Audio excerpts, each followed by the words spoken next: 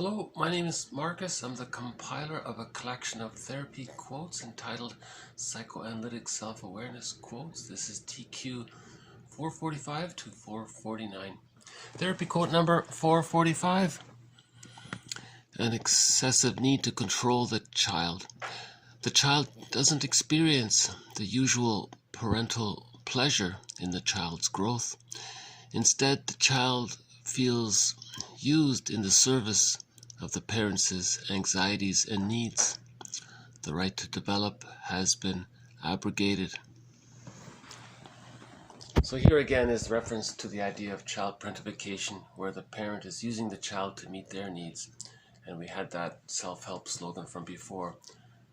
The parent is there to meet the needs of the child, not the other way around. If it is the other way around, the child's right to develop has been abrogated or annulled or taken away or lost somehow. And so this is, we called this before the Jocasta mothering style. It's not to blame the mother, it's just that she may be caught in her existential dilemma where her needs weren't met as a child, and she may be caught in the repetition compulsion of a developmental trauma gone awry, where she's repeating what happened to her. So, of course, the little baby can't be a therapist and say, "Hey, mom, are you doing to me what was done to you?" You know, it doesn't work that way, but that's why it's gone awry. Repetition compulsion gone awry is what causes intergenerational trauma. Right? So one response. So how can the child respond to this situation? One response by the child to this situation is to identify with the mother. TQ 446.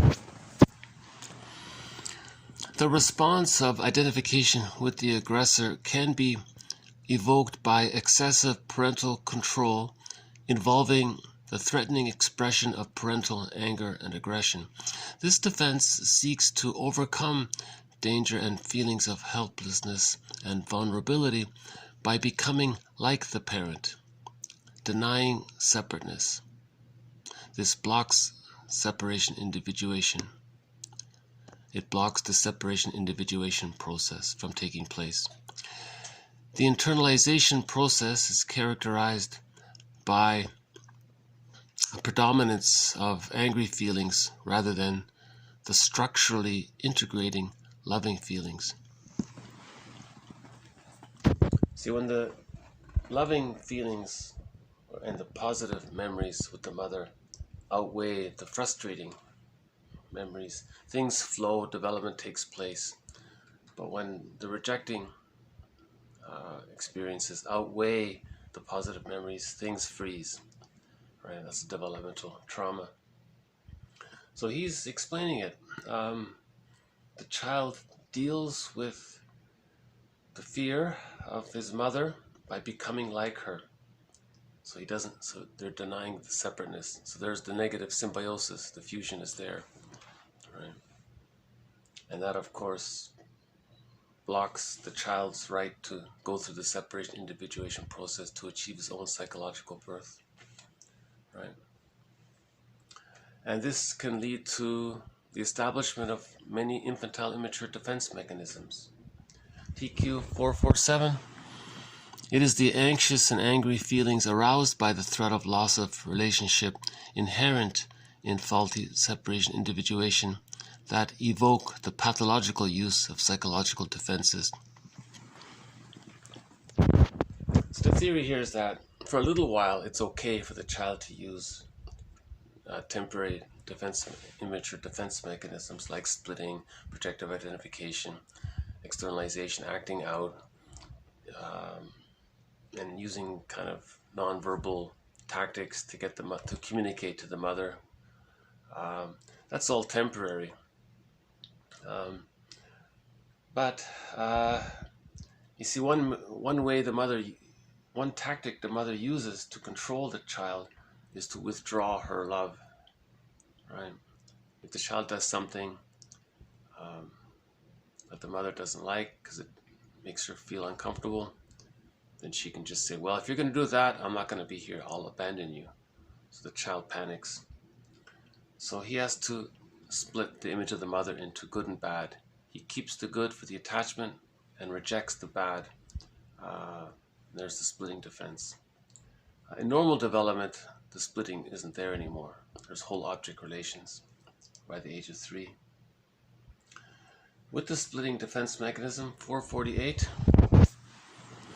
the failure to amalgamate good and bad representations of the object and the self lends itself to splitting as a defense.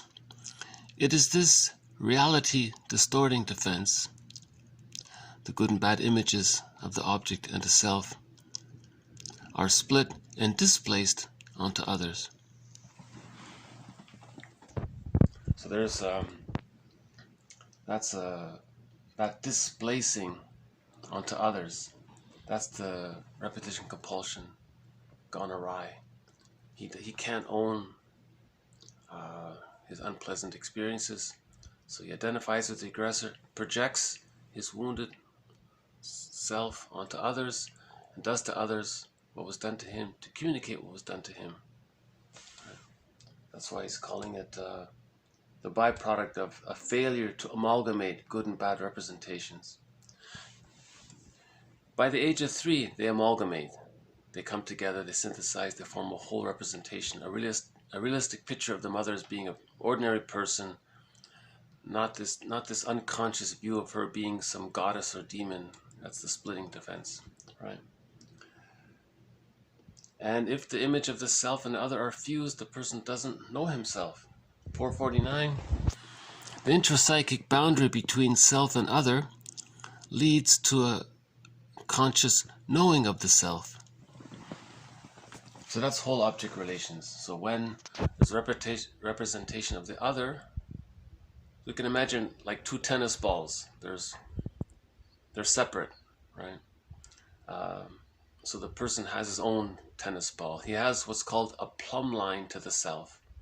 He feels that plumb line to the self, the connection to the self. It means his life force is connected to himself. It's not given in this fusion between himself and the image of the mother.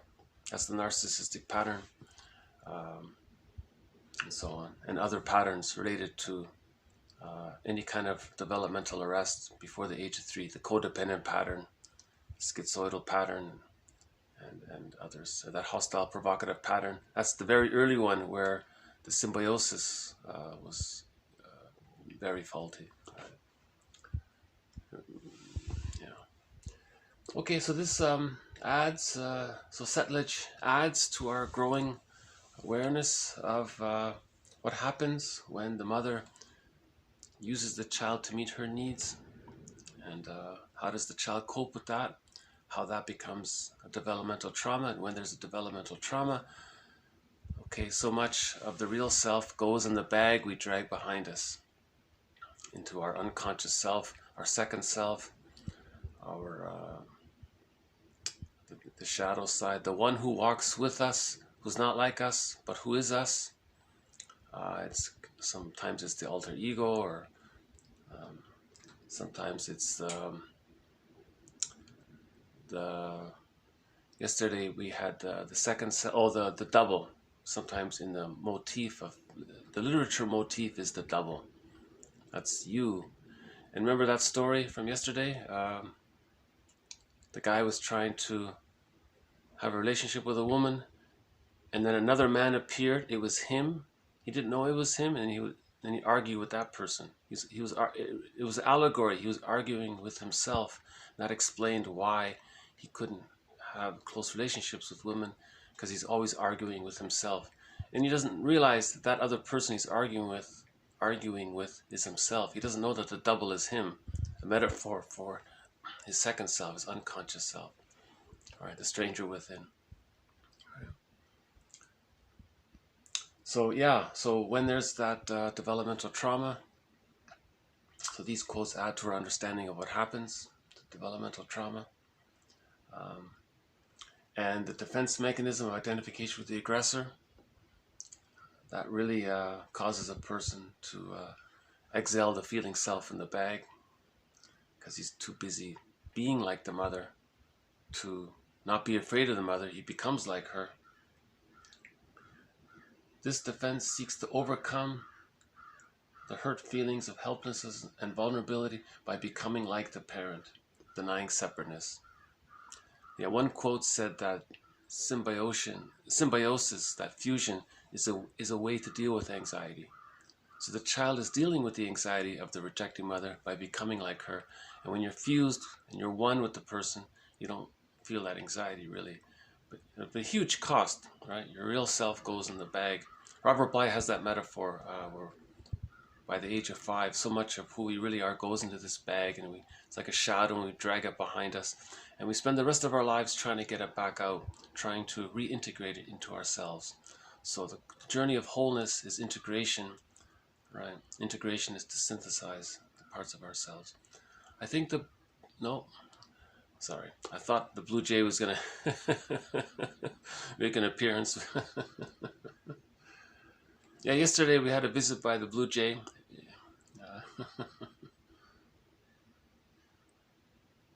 So far we've had a visit by the Blue Jay and the Crow, and no, I don't think I have a video of the Crow. So in this video series we only have the Blue Jay so far. Maybe we'll catch a glimpse of the Crow next time. And the squirrel, I haven't seen him in a while, so I don't know what's happened to him. Oh, and we had one clip of the fox. So we had the Blue Jay and the fox have appeared in this series so far.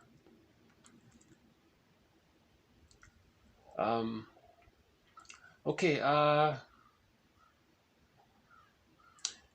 yeah, so we, this idealization of our mothers sometimes goes over the top, and that's a sign of the splitting defense, because we can't face the truth, and there's the splitting defense mechanism, and we're not aware of it. One way to become aware of it is if we have these extreme opinions, something being all good or something being all bad. If someone's useful and suddenly they're totally devalued. If you have these kind of two-dimensional perspectives, you know, the idea is to, in TQ 449, the intrapsychic boundary between self and other, that takes place naturally when the loving memories outweigh the frustrating memories. Then the child can separate from the mother and find himself, and find that plumb line to himself, right? The psychic umbilical cord is no longer overly attached to the rejecting image of the mother. His life force can be to himself. That's like the one person saying the plumb line to himself. It was a good little image, I thought. Yeah. So may we all find our plumb lines to ourselves. Right. Okay, so I'll just leave these quotes as is. They're posted below. More to follow. Thank you very much. Bye for now.